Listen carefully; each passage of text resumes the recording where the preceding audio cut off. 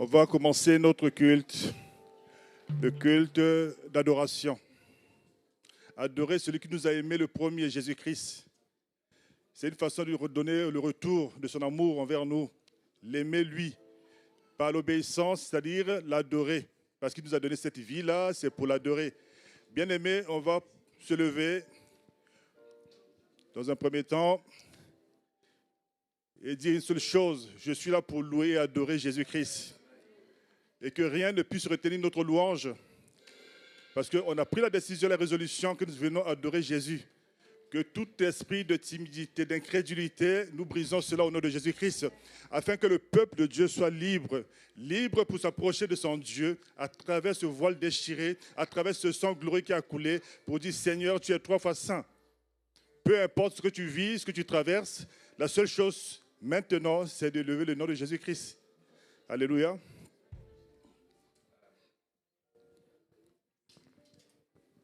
Il y a un petit passage que je vais partager avec vous.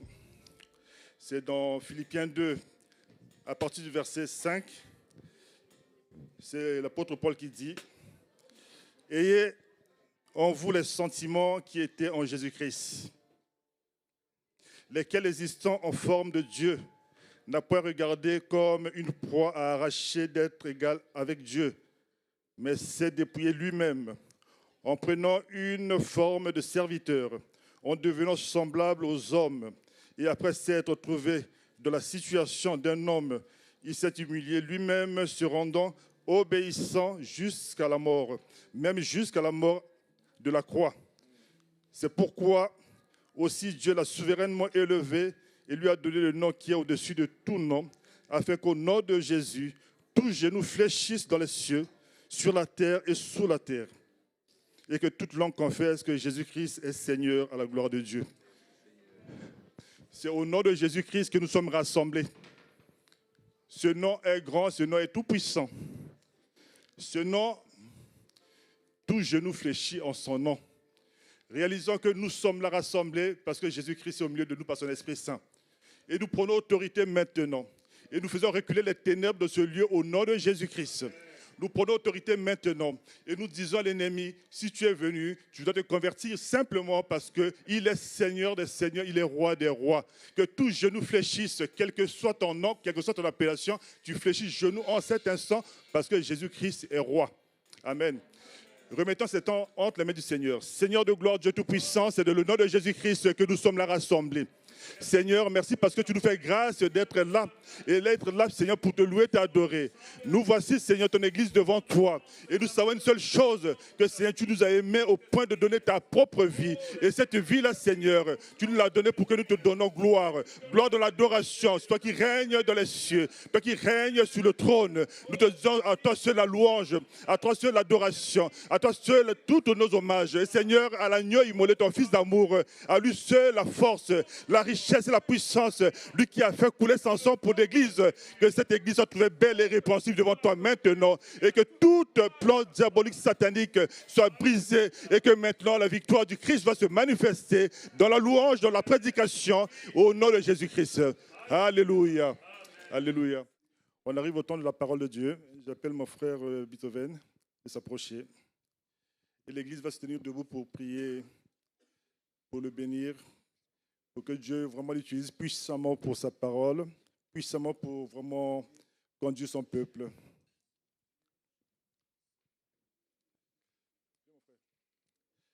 Père très saint, nous te bénissons, nous te rendons grâce pour ton amour, pour ta fidélité envers nous, Seigneur. Si tu nous as réunis cet après-midi, Seigneur de gloire, c'est pour nous parler. Merci parce que tu as appelé ton fils, ton serviteur, ton enfant, Beethoven, pour nous annoncer cette bonne nouvelle, cette parole de vie. Que Seigneur dispose les cœurs des uns et des autres à vraiment recevoir cette parole comme une bonne terre, afin que notre foi continue à grandir, à s'affermir en toi, parce que ta parole est la vérité. Seigneur, tu bénis mon frère et que tu donnes toute l'aisance de la parole, afin qu'il soit libre pour annoncer ce que tu as mis dans sa bouche, au nom de Jésus-Christ. Amen. Amen. Bonjour à tous. Vous m'entendez? Ça passe bien? Génial. Je bénis le Seigneur en tous les cas. Il me fait grâce d'être là en tous les cas, pour partager cette parole avec vous. Je ne vais pas tarder, je ne vais pas faire trop long de discours. Je pense qu'on va continuer comme on était en train de faire là tout à l'heure. Pasteur Eddy a eu une très bonne inspiration. À un moment, j'ai dit, bon, écoute, Pasteur Eddy, viens, on y va, on lance la prédication. C'était vraiment l'introduction. Je l'ai partagé avec le groupe de louanges. Hier soir, je dis, bon, Seigneur, OK, tu m'as donné plein de briques d'informations, mais quel est le thème que tu veux partager avec ton Église? Dis-moi. OK, j'ai plein d'infos, j'ai plein de messages que tu me donnes. Maintenant, quel est le thème? Dis-moi ce que tu veux dire à ton peuple. Et le thème que le Seigneur m'a donné pour la prédication est « Je suis venu te chercher ». Le Seigneur veut s'adresser à quelqu'un spécialement en ce lieu, et je le crois, qu'il est venu te chercher. Tu ne dois pas quitter ce lieu, parce que le Seigneur est venu te chercher, c'est à toi tout simplement de répondre à cet appel. Le temps passe, je suis parti un peu tard, aller m'endormir, et là, ce matin, le Seigneur me réveille. Il me réveille à travers une vision. Je voyais qu'on était là ensemble encore, comme à l'église là un peu, hein. Mais on est en train de prier, mais on est en train de protéger quelqu'un. Qui, je ne sais pas. Mais c'est quelqu'un qui a de la valeur qu'on est en train de protéger, comme je l'ai partagé avec le groupe. Quelqu'un qui a de la valeur, mais un président, je ne sais pas quoi, on est en train de protéger, on est là. Mais comme on protégeait la personne qui était derrière nous, que je ne voyais pas, et là, je voyais un groupe armé qui arrive. Le groupe arrive, mais ils sont armés là, comme ça. Et j'étais devant, au premier rang. J'ai dit, ah, Seigneur, comment je vais faire? Parce qu'il y a un groupe armé qui arrive pour venir chercher cette personne-là qui est derrière, que nous sommes en train de protéger. Et le Seigneur me dit, invoque mon nom. Et pendant que je suis entré dans mon rêve là, j'ai dit, Jésus! Et j'ai regardé, pendant que j'ai dit Jésus, il y a un autre groupe qui est sorti de nulle part, un autre groupe armé. Ils commençaient par tirer sur l'autre groupe qui était venu nous attaquer. Ils étaient tous par terre. Et là, on tenait debout. On protégeait la personne qui était derrière nous. On protège. On dort, on continue, on avance. Et là encore, dans le rêve encore ce matin, il y a un autre groupe, un deuxième groupe qui arrive encore pour venir chercher cette personne-là. Mais cette fois-ci, ce groupe-là, ils n'étaient pas armés. J'ai dit, Seigneur, vas-y, laisse. Moi, je vais les attaquer, moi, cette fois-ci. Là, j'étais en confiance. Et là, j'arrive, je me lève. Le Seigneur me dit, allez, j'arrive comme ça, je les vois. Et je fais ça, mais comme ça, chaque jeune homme qui arrive, j'ai ton nom de Jésus, tu tombes. Et ton nom de Jésus, tu tombes. Comme ça, comme on fait. Je suis haïtien. Hein. Bon, comme vous dites, je suis haïtien, donc du coup, c'est un réflexe haïtien, ce que je suis en train de faire. Et ton nom de Jésus, toi, tu tombes. Et toi, tu tombes. Et je voyais les bonhommes là tomber comme ça. Ils tombaient. Jusqu'à ce qu'un moment fini. Il n'y avait plus personne qui était debout. On a remporté la victoire. On a gagné. La personne qu'on protégeait, il était là. Bon, mon frère, ma soeur, si tu es en ce lieu, t'en fais pas, on a déjà gagné. Dans ta vie, je ne sais pas si tu as déjà vu. Si tu as déjà vu comment on ménote les démons. Si tu as déjà vu comment on ménote Satan. Ce soir, en ce lieu, si vous voulez, eh bien, vous allez voir comment, et moi je le crois, que ce soir, dans le nom de Jésus, nous allons ménoter Satan. Nous allons ménoter les démons. Nous allons ménoter les puissances qui pensent être quelque chose, comme quoi je peux retenir quelqu'un, comme quoi je peux le bloquer. Devant mon Dieu, aucune puissance, aucune force des ténèbres peut résister devant mon Dieu. Parce que moi, je crois que je sers un grand Dieu. Ce Dieu-là, il n'a pas de limite. Ce Dieu, il a tout payé déjà à la croix. Mais tout simplement, la balle est dans ton camp. Parce que le Seigneur, il a dit, moi, j'ai fait ce que j'ai à faire. Je suis venu te chercher. J'ai envie de te dire, avant de commencer la prédication, peut-être qu'il n'y aura même pas de prédication. Si toi, là, en ce lieu, tu te sens oppressé, il y a une force, il y a une puissance, je ne sais pas son nom, qui est capable de te retenir. Tu as besoin de lever le petit doigt. Lève le petit doigt tout simplement. Et tu seras délivré. S'il y a quelqu'un en ce lieu, tu as un défi devant toi. Là, tu te sens... Je sais, au pays, vous allez voir, je parle d'Haïti parce que c'est là que je connais. Il y a des gens que le Seigneur appelle. Le Seigneur dit, viens toi, tu vas me servir. Mais sauf que dans la famille, cette même personne-là, que le Seigneur dit, moi, je veux te servir, eh bien, il y a aussi les esprits de la famille qui disent que toi, là, tu dois me servir. Donc, du coup, on se rencontre, en fait, avec un choc. Parce que lui, les esprits de la famille disent, moi, je te veux pour me servir. Et Dieu dit, moi, je le veux. Maintenant, on arrive. Comment ça va se passer? Ça se tient à un fil. Une petite décision. Uniquement à la personne. Que la personne se lève tout simplement. Et la personne dit, moi, j'ai choisi de suivre Jésus. Et après, Jésus, lui, il vient, il prend les combats, il prend les batailles. Et là, tu vois que Satan, Franchement, c'est rien, c'est un tout petit riz qui est devant Dieu. Et une fois que tu te lèves, et Dieu, lui, il vient, et il prend les combats. Maintenant, je repose la question, est-ce qu'il y a quelqu'un, juste en ce lieu, tu te sens oppressé, tu as envie de donner ta vie à Christ, et que là, derrière, il y a de la pression un peu partout, tu n'arrives pas, c'est le moment. Christ est venu te chercher. Si tu veux, lève la main, moi je vais le chercher. Parce que je l'ai vaincu ce matin déjà. Je l'ai déjà vu, je l'ai déjà vaincu. Il est tombé, petit. Et là, il était par terre. Je te dis là, lève la main, je viens te chercher, tu fais ça. Tu vas voir, il va disparaître, il va courir. Parce que je l'ai déjà vu. Je le crois à ce que je dis. Je sers un Dieu qui est grand. La balle est dans ton corps. Si tu veux te lever, tu veux venir maintenant, viens. Et après, je te dis, hein, on était dans un contexte, on est en train de prier. Un gars, il y avait tout un peuple qui était là, qui était en train de prier pour protéger quelqu'un. C'est peut-être toi qu'on est en train de protéger. Peut-être que tu ne sais pas. Mais lève-toi, viens. Et après, on avance. Tu verras comment Dieu, il est grand. La balle est dans ton camp. Si tu ne veux pas, on avance un peu dans la prédication. Je vous le dis, à n'importe quel moment, tu te sens capable de lever le petit doigt. J'arrête la prédication. Je viendrai te chercher. Ou si tu veux, tu viens. On arrête la prédication. Parce que Christ est venu te chercher. Il est venu. La prédication, elle est là pour toi. La prédication n'est pas là pour raconter plein d'histoires. Elle est là juste pour toi. Juste que tu te lèves, tu donnes ta vie à Christ, et puis c'est fini, c'est réglé, on rentre chez nous. Rien que ça. Rien de plus, rien de moins. Voilà un peu les pensées que Dieu m'a données pendant que je préparais ce temps pour vous. La première pensée, c'est que Dieu a dit, Dieu n'a pas changé. Parce que des fois, quand les pensées viennent, je suis au travail ou autre, je prends mon temps, je le note sur mon téléphone, et je compile. Dieu dit, Dieu n'a pas changé. Crois seulement, il peut le faire. Dieu n'a pas changé. Crois seulement. Tout ce que tu as besoin de faire, croire. Il peut le faire. Deuxième pensée. Dieu dit, je suis le Dieu de la réinsertion. Je veux te réinsérer. Peut-être que tu es rejeté, tu es humilié par les autres. Ce n'est pas ta place, on te pousse, non, je sais rien. Dieu dit, moi, je veux te réinstaurer. Je veux te réinsérer encore, là où tu es parti. Dès que tu sens que c'est toi, lève-toi et viens. On avance. Et la troisième pensée que Dieu a donnée, c'était nouveau départ. Voilà un peu les pensées qu'il faut retenir de tout ce que je vais dire. Je pense que l'essentiel est là. Dieu n'a pas changé, quoi seulement. Je suis le Dieu de la réinsertion, nouveau départ.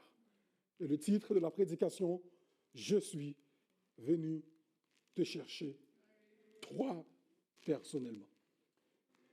Avant de préparer encore ce thème, désolé, je vais faire plein de petits détours. Je bois un peu d'ici 2 secondes. Il y a 2 semaines de cela, il était environ vers minuit comme ça. Le Seigneur me dit, va prier. OK. Mais va prier, c'est pas genre tu pries à côté, ta femme est là dans le lit, hein, tu pries. Non, tu te lèves, tu laisses ta femme, tu vas prier. C'est un peu ça l'idée. J'obéis, il était vers minuit un peu là. J'obéis, j'ai prié. Et puis, après, Dieu ne me dit rien, je suis parti dormir. Et le matin encore, Dieu, c'est comme ça qu'il fait avec moi, il me réveille quand je dors. Et il me réveille, je voyais que j'étais un peu là à l'église, en train de prêcher. Et quel texte j'étais en train de prêcher? C'était Luc, chapitre 19. Et c'est là que je vous invite à ouvrir votre Bible avec moi. Je vais parler de ce texte que le Seigneur m'a montré que j'étais en train de faire à l'église, que je vais faire là, ici, maintenant, avec vous. Je lis Luc, chapitre 19, de la version seconde. Jésus, étant entré dans Jéricho, traversait la ville. Et voici un homme riche appelé Zachée, chef des publicains, cherchait à voir qui était Jésus. Mais il ne pouvait pas y parvenir à cause de la foule, car il était de petite taille. Il courut en avant et monta sur un sycomore pour le voir, parce qu'il devait passer par là. Lorsque Jésus fut arrivé à cet endroit, il leva les yeux et dit, « Zachée, hâte-toi de descendre, car il faut que je demeure aujourd'hui dans ta maison. » Zachée se hâta de descendre et le reçut avec joie. Voyant cela, tous murmuraient et disaient, « Il est allé loger chez un homme pécheur. Mais Zachée, se tenant devant le Seigneur, lui dit, voici, je donne aux pauvres la moitié de mes biens. Et si j'ai fait tort de quelque chose à quelqu'un, je lui rends le quadruple. Jésus lui dit, le salut est entré aujourd'hui dans cette maison, parce que celui-ci aussi est aussi un fils d'Abraham. Car le Fils de l'homme est venu chercher et sauver ceux qui étaient perdus. Voilà un peu le texte que je voyais, j'étais là, et puis après, on en passe, j'étais en train de prêcher. Zachée, on commence le texte en fait au chapitre 19, on me dit, Jésus étant entré dans Jéricho, quand on lit un peu dans le chapitre 18, là, avant, vers le verset 35 par exemple, on nous dit, Jésus approchait de Jéricho. On voit que Jésus, en fait, qui était sur la route de Jéricho, et il avance, et plus il avance, là, maintenant, cette fois-ci, il rentre dans Jéricho. Mais il faut savoir, en fait, pendant que Jésus s'approche de Jéricho, c'était la dernière ligne droite de Jésus. Est-ce que vous voyez ce que je suis en train de dire? Si je vais très vite, trop vite, vous me dites, et je vais encore plus doucement. C'est bon pour vous comme ça? OK? Le texte nous dit, Jésus va rentrer dans Jéricho, mais quand il va rentrer dans Jéricho, on nous dit, c'est la dernière ligne droite de Jésus. Parce qu'après Jéricho, Jésus allait directement à la croix. Vous réalisez un peu le décor? Vous voyez un peu ce qui se passe là? C'est-à-dire, la rencontre que Jésus va aller faire là, avec Zachée, c'était sa dernière chance. Il n'avait pas encore d'autre option. Parce que là, si Zachée n'avait pas saisi l'opportunité, là, pour voir Jésus, c'était fini. Il n'aurait jamais eu l'occasion, encore une fois, parce que c'était la dernière ligne droite. Dis à la personne qui est à côté de toi, c'est la dernière ligne droite. Dis, c'est la dernière ligne droite. D'accord. Dernière ligne droite. Après, on avance. Je reviens au verset 1. Et elle traversait la ville.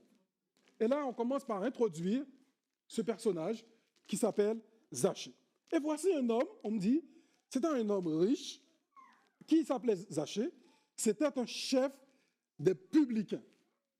Zachée était riche, on présente, c'était un homme riche, mais il était aussi chef des publicains. Là encore, il y a un petit problème, parce qu'il était non seulement publicain, il était le chef. Vous voyez ce que je veux dire? Le chef des publicains. Les publicains, à l'époque de Jésus, ce qui se passait, à l'époque de Jésus, en fait, les Juifs étaient occupés, si je peux le dire, en fait, par les Romains qui étaient là. Et les Romains, en fait, imposaient des taxes pour les Juifs. Maintenant, qu'est-ce qui se passait? C'était des Juifs même qui venaient, en fait, pour collecter ces taxes. Et non seulement ils collectaient ces taxes, des fois, ils venaient, s'il fallait en prendre 10, ils en prenaient 12, 13, ils mettaient encore plus encore. C'est-à-dire, contre leurs frères, ils travaillaient avec l'ennemi contre leurs frères. Donc du coup, ces gens-là, ils n'étaient pas aimés du tout, du tout, du tout. C'était limite, j'ai envie de dire, des escrocs à l'époque de Jésus. Vous voyez un peu le contexte, est-ce que vous voyez ce qui est en train de se passer? Non seulement les publicains, on ne les aimait pas, lui, il était le boss des publicains. C'est lui qui gérait les publicains. Donc du coup, lui, là, il n'était pas aimé du tout, du tout, du tout. À tel point que les gens ne voulaient même pas avoir affaire avec ces publicains-là. Mais ce publicain, il avait un désir dans son cœur. Et son désir, c'est qu'il voulait voir Jésus. Il y avait une différence. Il voulait voir Jésus. Il était mauvais, il était mal aimé, il n'était pas apprécié des gens, mais il avait un désir. Il voulait voir Jésus. Il était riche, hein? Il avait limite peut-être tout. Comme il bossait avec les Romains, donc du coup, il avait une certaine notoriété quand même. Mais il avait un vide en lui, il voulait voir Jésus. Est-ce qu'il y a quelqu'un en ce lieu qui a envie de voir, mais quand j'ai dit voir, qui a envie de voir Jésus vraiment? Est-ce qu'il y a quelqu'un qui veut le voir? C'est-à-dire qu'il ne regarde pas sur ce qu'il a. Ah bah moi je suis riche, je suis bien, voilà, je me lève, j'ai tout ce qu'il faut, je peux vivre, je n'ai pas besoin de Jésus. Mais lui, il avait tout, mais il était mal aimé, mais il voulait voir Jésus. Et comme il voulait voir Jésus, il ne s'arrêtait pas uniquement au désir. Il ne s'arrêtait pas tout simplement à la volonté. Ben moi, je veux voir Jésus, bon, Pendant que Jésus passe, bon, voilà, ça peut se passer comme ça, tant mieux si je le vois, si je ne le vois pas. Mais c'était en fait une envie en fait qui était déterminée. Je veux voir ce Jésus, il faut que je le voie. Par tous les moyens, je dois me débrouiller pour le voir. S'il y a quelqu'un dans l'assemblée qui dit « Jésus, j'ai envie de te voir », juste dire « Jésus, j'ai envie de te voir », ce n'est pas suffisant. À un moment, en fait, tu vas devoir te lever, tu vas devoir faire une action, tu vas devoir mettre ta foi en action. Je veux te voir, mais il faut que je fasse quelque chose. Et c'est quelque chose que tu as besoin de faire, en fait. Peut-être que tu as envie de lever les mains. Peut-être que tu as envie de te déplacer là pour venir devant, mais tu dois absolument faire une action. Et non pas j'ai envie. Ah bon, j'ai envie. Est-ce que vous avez compris ce que je suis en train de vous dire? Dimanche dernier, le pasteur, il a parlé, il a pris Matthieu, en fait. On dit le royaume des cieux est forcé. Ce sont les violents qui s'en emparent. C'est-à-dire, je peux savoir que le royaume des cieux, c'est bien, je l'aime, Jésus, il est bon. Ce n'est pas suffisant. Il faut être violent. Il faut une foi déterminée. Il faut vraiment être là. Je ne veux pas me contenter de le dire. Je veux passer à l'action. Est-ce qu'il y a quelqu'un en ce lieu qui a envie de voir Jésus? J'oublie pas le thème. Hein. Jésus est venu te chercher. Mais pendant qu'il est venu te chercher, il veut que toi, tu lèves le petit doigt, tu fais une action. Est-ce que toi, tu as envie de voir Jésus? Mais tu dois devoir te débrouiller, prendre ton courage à deux mains, te lever pour voir ce Jésus-là. Il est là déjà, il t'attend. La balle est dans ton camp. Zachée, lui, il voulait voir Jésus. Mais qu'est-ce que Zachée a fait de son côté pour voir Jésus? On nous dit, Zachée avait deux obstacles devant lui. Désolé, je bois un peu d'eau.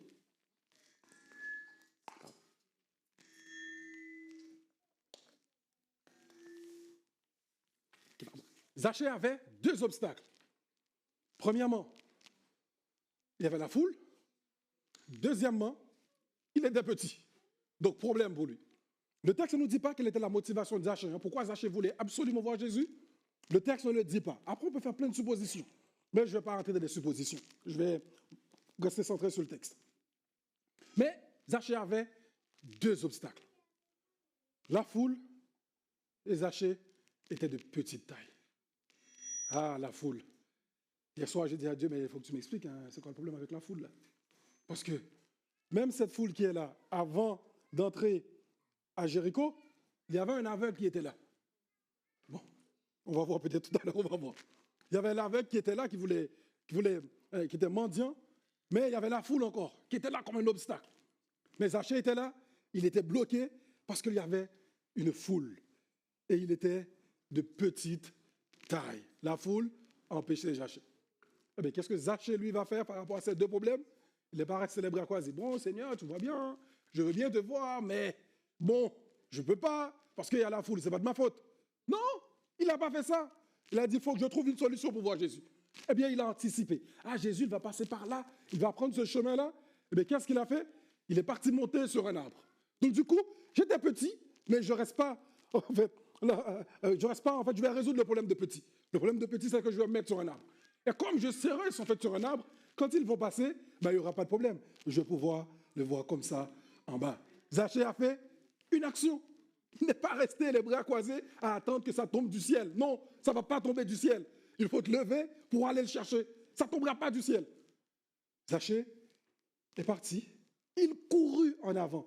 Quand on lit le verset 4. Ce n'est pas genre, ah bon, je vais... Mais il courut. Il était en mouvement là, il va vite. Il courut et monta sur un sycomore pour voir Jésus, parce que Jésus devait passer par là.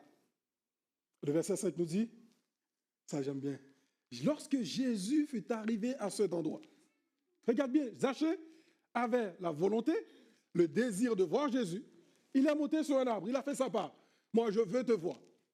Maintenant, ce que j'aime dans ce texte, c'est que Jésus, lui, quand il est arrivé à cet endroit, là où Zachée était en fait sur l'arbre, on me dit, Jésus leva les yeux. C'est Jésus maintenant qui prend la main. Zachée ne fait plus rien. Il a vu la volonté de Zachée. Il a vu le désir de Zachée en fait de le chercher. Zachée, c'est bon, c'est fini pour toi. T'inquiète, j'ai vu que tu as mis ta foi en action. Tu n'es pas resté les bras croisés. Jésus dit, Zachée, à toi de descendre.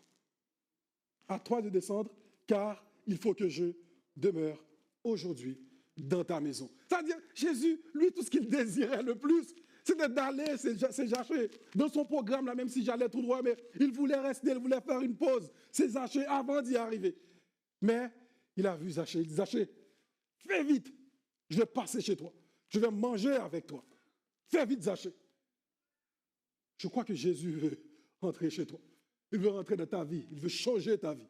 Il veut te donner un nouveau départ. N'oubliez pas les pensées. Hein? Il veut te donner un nouveau départ. Ce désir, il est là, en fait. Il est là, en fait, il frappe à la porte. Ça, c'est l'autre texte que j'ai eu aussi dans le rêve. C'est dans l'Apocalypse. On va y arriver tout à l'heure. Il frappe à la porte. Il dit là, moi, je me tiens devant la porte de ton cœur. Si tu ouvres, je vais rentrer. Ben, tout simplement, je suis là. Mon désir, non seulement quand je vais rentrer, je vais manger avec toi, je vais boire avec toi, je veux souper avec toi. Tout est là. J'ai l'impression que Jésus était même venu avec le plat, même j'avais l'impression. Tout est fait. Bon, ça c'est moi. Hein. Le plat, tout était fait, tout était préparé. Mais juste, je suis là devant la porte et je toque. Je toque, je toque. Je te dis, vas-y, ouvre. Bah, je t'attends. Tout ce que tu as à faire, c'est ouvrir. Et je vais entrer. Est-ce qu'il y a quelqu'un dans la salle qui veut voir Dieu, qui cherche Dieu, qui croit que Dieu peut renverser sa situation? Si c'est ton cas, je vais dire, viens là maintenant. Viens devant Dieu. Et Dieu, lui, il agira pour toi.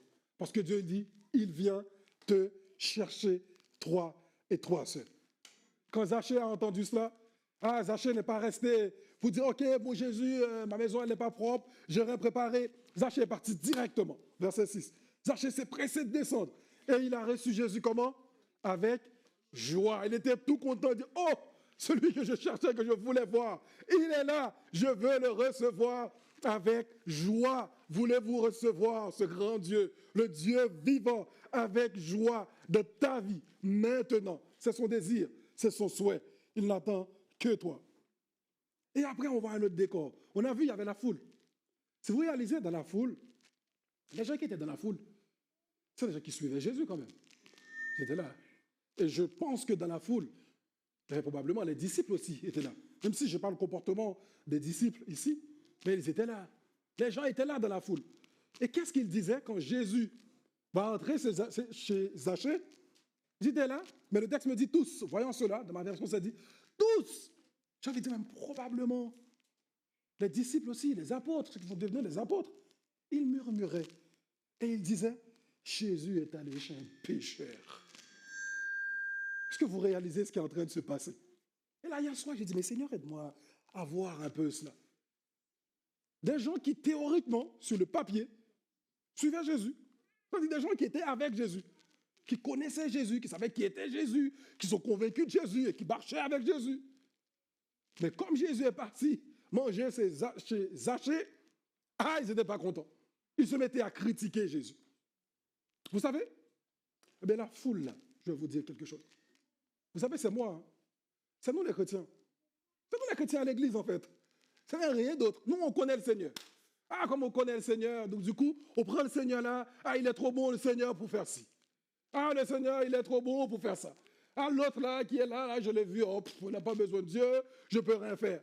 On prend Dieu, en fait, on le met Dieu dans notre compréhension. C'est un peu ce qu'ils ont fait. Hein? Ils ont mis Dieu dans leur truc. OK, Dieu, il est capable de guérir.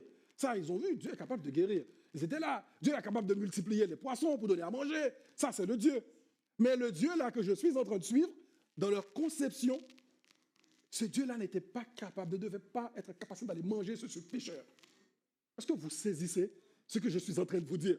C'est-à-dire, même moi, à l'église, nos jugements à l'église, bon, désolé à l'église de pasteur, en fait, mais nos jugements à l'église, nos façons de juger les gens, des fois, on ne réalise même pas que des fois, c'est nous qui fermons la porte aux autres.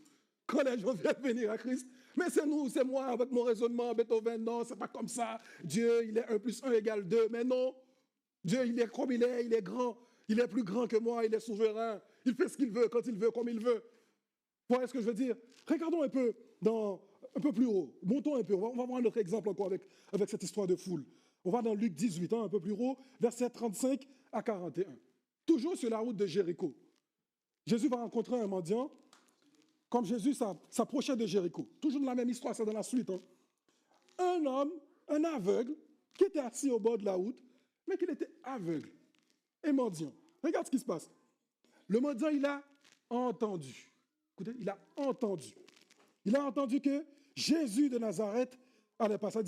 Il a entendu, il entend la foule passer. Il demanda que c'était. Il entend une foule, un mouvement. Il dit, mais qu'est-ce qui se passe là? Et on lui dit, c'est Jésus de Nazareth qui se passe.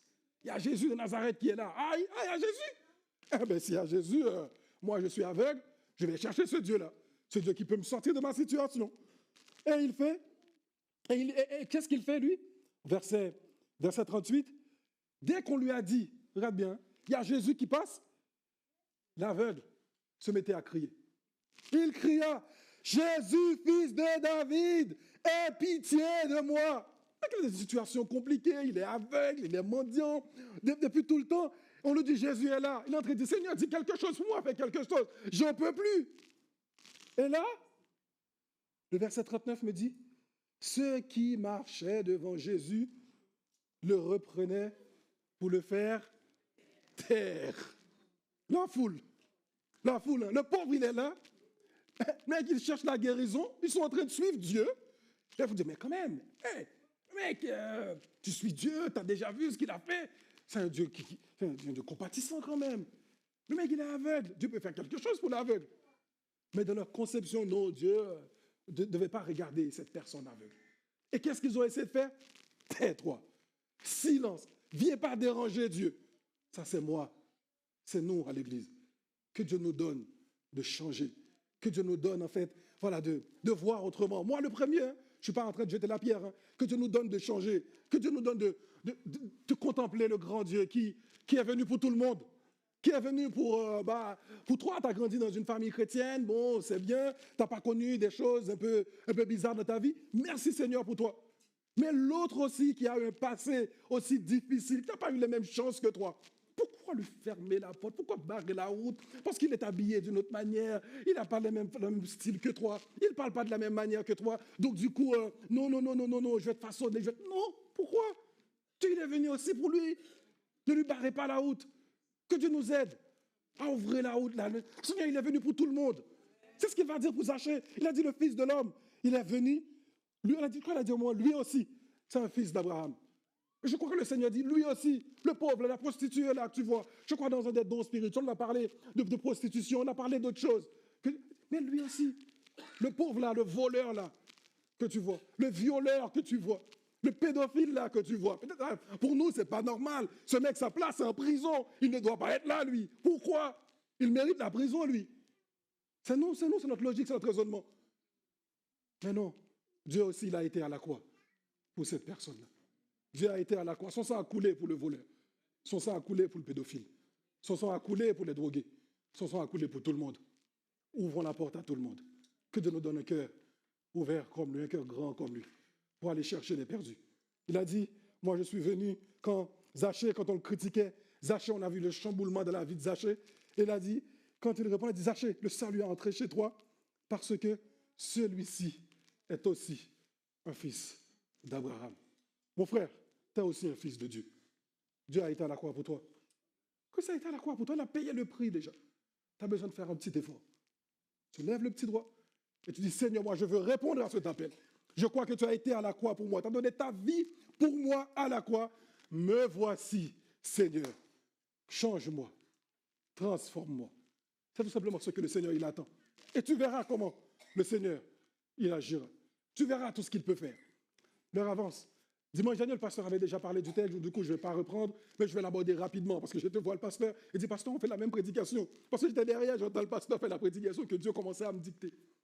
C'était avec la femme qui était en perte de sang. Mais c'est la même situation pour la femme en perte de sang. La femme, elle était là, elle avait ses problèmes, ses difficultés depuis des années. Mais vous savez, le texte nous dit, la femme a entendu que Jésus allait passer. Mais théoriquement, à l'époque, quand une femme était dans cette situation-là, cette femme était considérée comme impure aux yeux de la loi. C'était impure. Toutes les personnes, si cette femme est en contact avec un homme, vous lisez Lévitique 15, vous allez voir, cette personne est devenue impure. C'est-à-dire, quand Jésus passait avec une foule comme ça, la femme qui croyait, elle avait déjà son problème.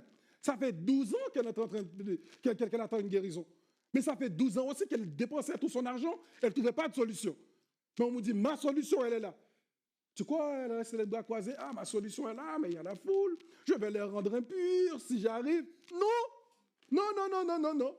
Là, dis-moi, foule par foule, que les gens soient impurs, que les gens soient sales ou pas. Moi, je veux ma guérison, je veux trouver ce Jésus. Et qu'est-ce qu'il a dit dans sa tête? Il a dit, si je peux tout simplement toucher sa robe, quelle que soit la foule, hein, quel que soit le problème, si je peux toucher sa robe, vous savez, toucher la robe de Jésus, dans ce contexte-là, si je pouvais même rendre Jésus impur, parce qu'indirectement, si elle touche Jésus, Jésus sera impur. Vous savez ce que Jésus a fait? Jésus a pris son impureté. Jésus a dit, bah, tu m'as touché. Jésus dit, c'est quelque chose de sorti en moi. Ce n'est pas la foule là qui me touchait, qui me frottait. Non, ce n'est pas la même chose. Ça, c'est une autre touchée. Là, c'est une touchée par la foi. Et ça, c'est cette touchée-là que le Seigneur attend. Une touchée, mais vraiment avec une foi qui permet de dépasser les règles. Vous voyez ce que je veux dire? Qui pousse les murs comme ça. Ah, il y a la foule, il y a plein de gens. Moi, je ne veux pas les voir, je ne veux pas les entendre. Tout ce que je veux ma guérison. Je veux ce Dieu-là. Je veux m'en sortir. Je n'ai pas besoin de savoir tout ce qui se passe autour de moi. Il faut se lever. Il faut y aller. Et Jésus, qu'est-ce qu'il a fait, lui? Il a pris son impureté. Et il a rendu cette femme pure. Et je crois que le Seigneur, cet après-midi, il veut prendre ton impureté. Il veut prendre ta saleté, ce que personne ne peut prendre, ce que moi, je ne peux pas prendre, ce que l'Église ne peut pas prendre. Le Seigneur te dit, moi, je peux le faire. Touche-moi, tu verras ce qui va se passer. Je vais te rendre pur. Je vais te réinsérer dans la société. On te prend, on te dit, toi, ta place est ailleurs, ta place est à la prison, ta place est dans un centre psychiatrique, parce que soi-disant, tu ne peux pas vivre avec les sages. Oui, ils sont plus sages que d'autres. Il faut vivre avec les autres. Il dit, moi, je veux te réinsérer. Touche-moi, tu verras ce qui va se passer. Et si tu te lèves, juste par un peu de foi, tu dis, Seigneur, moi, je veux te toucher. Vous allez voir, il va changer ta vie. N'oubliez pas les pensées que j'ai partagées au début. Je veux te réinsérer. C'est le désir de Dieu. Il veut te réinsérer. La balle est dans ton camp. Je veux te donner un nouveau départ. Maintenant, c'est à toi de jouer pour prendre ton nouveau départ.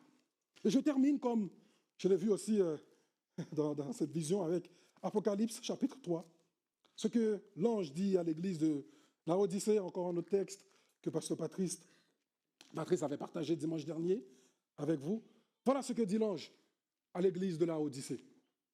Écrit à l'ange de l'église de Laodicée, verset 14, Apocalypse 3, 14.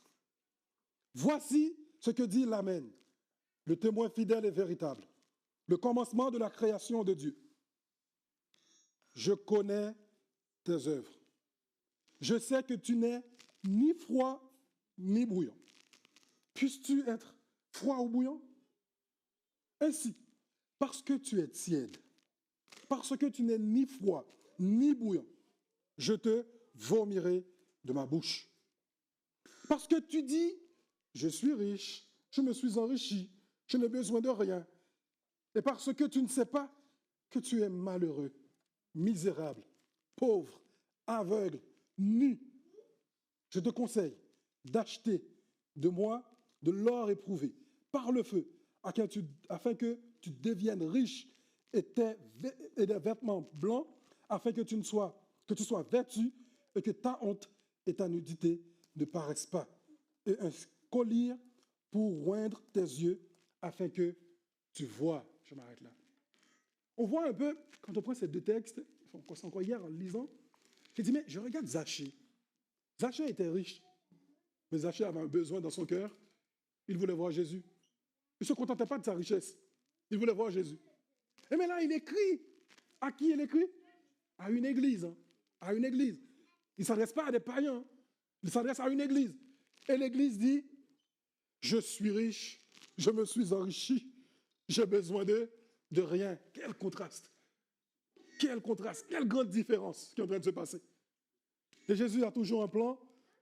Et il dit, moi je réponds et je châtie tout ce que j'aime.